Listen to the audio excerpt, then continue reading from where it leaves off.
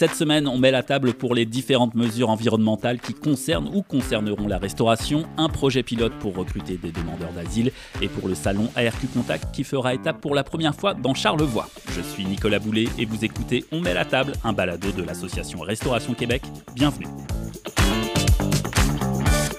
À l'occasion de la Journée de la Terre, l'ARQ souhaite faire le point sur les dossiers environnementaux qui sont de plus en plus au cœur des préoccupations de l'industrie de la restauration. D'ailleurs, avant d'aller plus loin et de passer en revue les mesures environnementales qui impactent ou impacteront notre industrie, un petit point sur l'engagement de la restauration québécoise dans des pratiques plus durables. Selon une enquête de Statistique Canada, on apprend que 69% des entreprises de services d'hébergement et de restauration au Québec encouragent leur personnel à adopter des pratiques respectueuses de l'environnement. Autre chiffre à retenir, 59%, c'est la part des établissements qui ont déjà pris des mesures pour réduire les déchets qu'elles produisent. Il faut aussi noter que la restauration est l'une des industries qui en fait le plus pour le développement durable. Et si on regarde ce qui s'en vient en matière de lois et règlements pour limiter l'impact environnemental, l'industrie fait bien d'être en avant de la parade. Pour discuter de tout cela, c'est Dominique Tremblay qui m'accompagne. Vous la connaissez désormais. Dominique est la directrice des affaires publiques et gouvernementales de l'ARQ. C'est une spécialiste des législations encadrant l'activité de restauration au Québec. Alors Dominique, question très large pour commencer. Quels sont les dossiers que l'on doit surveiller en ce moment? Actuellement, on parle beaucoup de l'interdiction ou de la limitation des plastiques à usage unique, de l'élargissement de la consigne, de la fin de l'enfouissement des matières organiques dans les années à venir et des tarifs d'Éco-entreprise Québec pour le recyclage. Oui, je vois qu'il y a quand même de nombreux sujets. Commençons par les plastiques à usage unique. Où en est-on? Alors, dans ce dossier-là, il y a deux types de réglementations en vigueur à surveiller, celle fédérale et celle municipale. Si on s'intéresse à la réglementation fédérale, elle a été votée en juin 2022.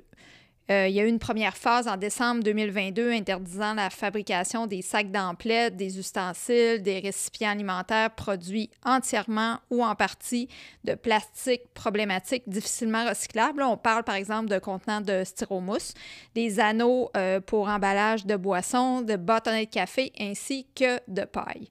Donc, au cours de l'année 2023, la deuxième phase a été mise en place et vise cette fois l'interdiction de l'utilisation de ces mêmes plastiques à usage unique. Donc, c'est important de noter que malgré une bataille juridique en cours actuellement, ce règlement est bel et bien en vigueur à ce jour en raison de la requête en sursis qui a été déposée là, à cet effet-là. Donc, les pailles en plastique sont toujours interdites. C'est bien important de s'en rappeler. Du côté municipal, on ne fera pas le tour, évidemment, de toutes les villes, mais on peut s'attarder à ce qui se passe à Montréal, par exemple. La métropole a un règlement du même type que le fédéral et qui est en place depuis 1 an. Puis selon l'administration montréalaise, c'est un succès. On parle d'un taux de conformité qui atteindrait 92 % parmi les 9000 établissements concernés, dont les restaurants, bien évidemment. Donc, dans ce dossier, que ce soit au fédéral ou au municipal, l'ARQ a toujours plaidé en faveur d'une transition douce vers le bannissement des plastiques à usage unique. Donc, on a obtenu la mise en place d'outils ou de phases de transition pour soutenir les restaurants dans l'adoption de nouvelles pratiques. C'est certain, à un moment donné, il y avait moins d'options de disponibles. Par exemple, pour faire la transition, de trouver un plat pour remplacer un autre, etc., un contenant. Donc, on a eu de la souplesse là-dedans par rapport à ça. Donc, pour nous, le règlement de Montréal est un bon modèle à suivre. Il a permis justement une transition harmonieuse pour les exploitants et il a été co-construit avec les associations d'entreprises qui a vraiment facilité la chose. Oui, c'est vraiment très important ce côté-là de collaboration. L'autre dossier dont on parle beaucoup, c'est évidemment la consigne et son élargissement. Oui, ça aussi, c'est un sujet vraiment important avec des impacts qui peuvent être majeurs là, pour notre industrie qui bouge beaucoup.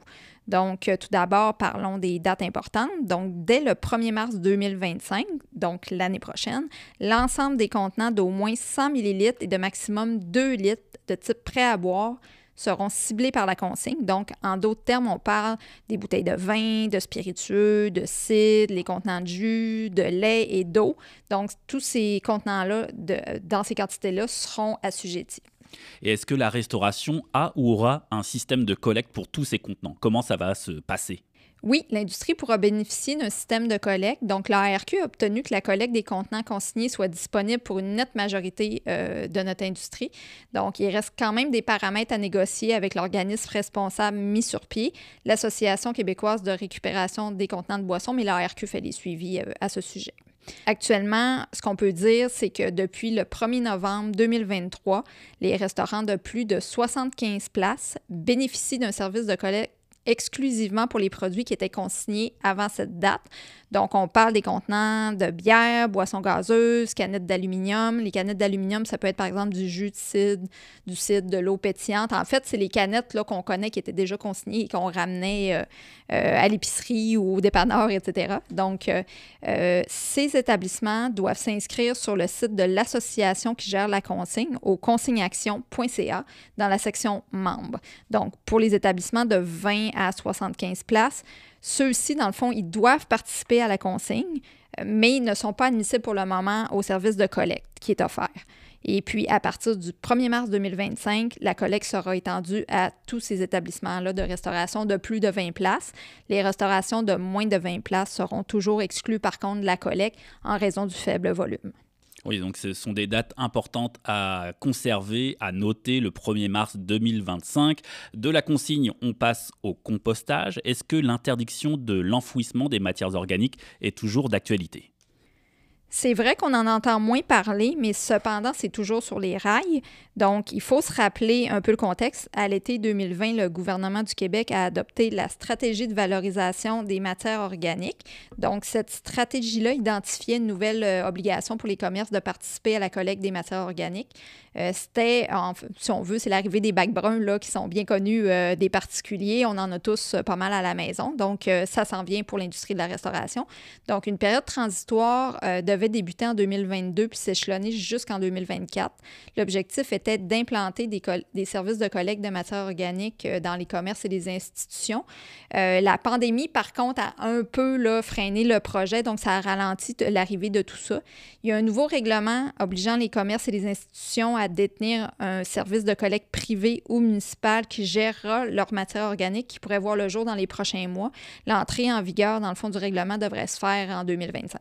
Mais le compostage pour un restaurant, Dominique, ça peut vite devenir un casse-tête, non?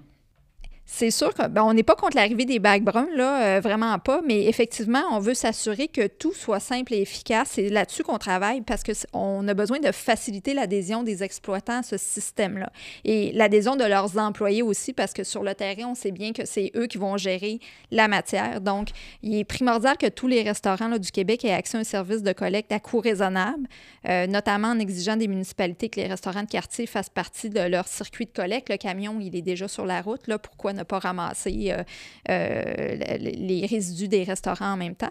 Donc, l'ARQ travaille d'ailleurs depuis plusieurs années à sensibiliser les fonctionnaires du ministère de l'Environnement et de la lutte contre les changements climatiques aux réalités quotidiennes d'un restaurant et aux obligations réglementaires en lien avec l'hygiène et salubrité des aliments auxquels il est soumis. Ça, c'est le MAPAC. En fait, c'est les exigences du MAPAC au niveau de la restauration. Donc, bien important de tenir compte de cette réalité-là. Donc, on vient d'apprendre une très bonne nouvelle que la Ville de Québec allait offrir la collecte des résidus alimentaires au commerce. Donc, c'est vraiment, vraiment une bonne nouvelle. Puis on espère que ça va donner des idées aux autres villes. Oui, espérons-le, Dominique. On a évoqué les plastiques à usage unique, l'élargissement de la consigne, le compostage à l'instant. Terminons avec Éco-Entreprise Québec. Ça mange quoi, ça, en hiver, Éco-Entreprise Québec? Alors, Éco-Entreprise Québec, en gros, là, pour faire simple, c'est un organisme qui gère le financement de la collecte sélective. Donc, pour financer, il faut de l'argent, bien évidemment. Donc, Éco-Entreprise récolte des frais auprès des entreprises qui mettent sur le marché des produits là, d'emballage, des contenants, des imprimés, etc. Et en quoi ça concerne les restaurants? En fait, les restaurants sont concernés comme toute autre entreprise au Québec. Là, vous mettez sur le marché des emballages, vous êtes concerné. Donc, il faut s'enregistrer auprès d'Éco-Entreprise Québec. C'est une obligation légale que vous avez.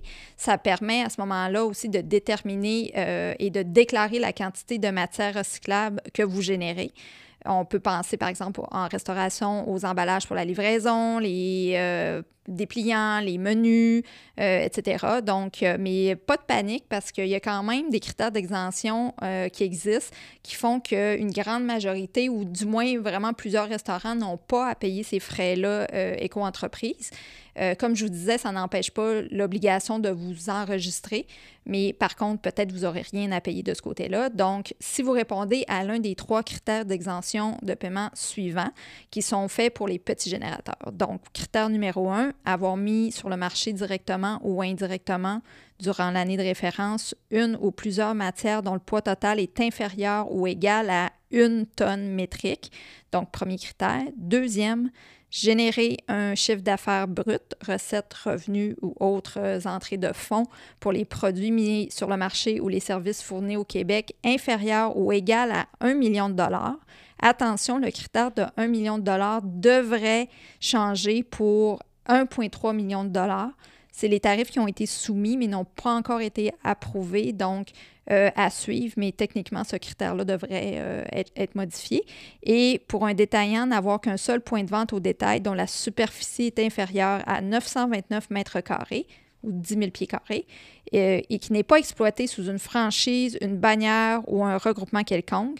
Donc, il est à noter que ce critère-là, en fait, là, sur la superficie, est en place depuis le tarif 2018. En gros, en fait, c'est souvent les indépendants là, qui vont rentrer dans cette catégorie-là. Donc, si vous avez un de ces 3 critères-là qui vous touche, vous êtes exempté de paiement, mais pas exempté d'inscription. Bien important, inscrivez-vous auprès d'Éco-entreprise Québec. Eh bien, un grand merci Dominique pour toutes ces précisions, toutes ces informations. Régulièrement, nous ferons le point sur les dossiers dont nous venons de parler, sur nos différentes plateformes, notamment notre magazine réservé exclusivement aux membres de l'ARQ. On l'évoquait à l'instant, la Ville de Québec va donc offrir la collecte des résidus alimentaires pour les industries, les commerces et les institutions, ce que l'on appelle les ICI. Les restaurants sont bien évidemment concernés et comme on le disait, c'est une excellente nouvelle. Les établissements qui veulent participer peuvent s'inscrire dès à présent sur le site de la ville au ville.quebec.sacmauve/ICI. Pourquoi sac mauve ? Car les résidus alimentaires seront collectés dans des sacs mauves que la municipalité distribuera aux restaurants s'étant inscrits. L'ARQ salue cette initiative de la Ville de Québec et invite les municipalités de la province à lui emboîter le pas. Contrairement à ce que nous laisse croire la météo des derniers jours, la belle saison est à nos portes et vous êtes peut-être en période de recrutement. Et comme beaucoup, vous devez faire face au défi de la rareté de la main-d'œuvre, principalement en cuisine. Sachez que de nombreuses initiatives voient le jour en ce moment pour mettre en valeur des bassins alternatifs de recrutement. C'est dans cet esprit que l'ARQ a choisi de collaborer avec le Conseil québécois des ressources humaines en tourisme, le CQRHT, afin de mettre en place un projet pilote d'intégration et le maintien au travail de 1000 demandeurs d'asile par année dans l'industrie touristique. Ce projet pilote a été lancé en septembre dernier et doit durer 3 ans. Il offre donc la possibilité aux gestionnaires d'avoir recours à un service entièrement gratuit de recrutement de candidats choisis par le CQRHT pour leurs compétences et leur expérience. Pour tous les détails, vous consultez le objectif-tourisme.ca. On termine avec un petit rappel. L'ARQ fera donc étape dans Charlevoix mardi prochain, le 30 avril, pour son salon ARQ Contact. C'est une première dans cette magnifique région pour cet événement qui se promène à travers tout le Québec depuis 10 ans maintenant.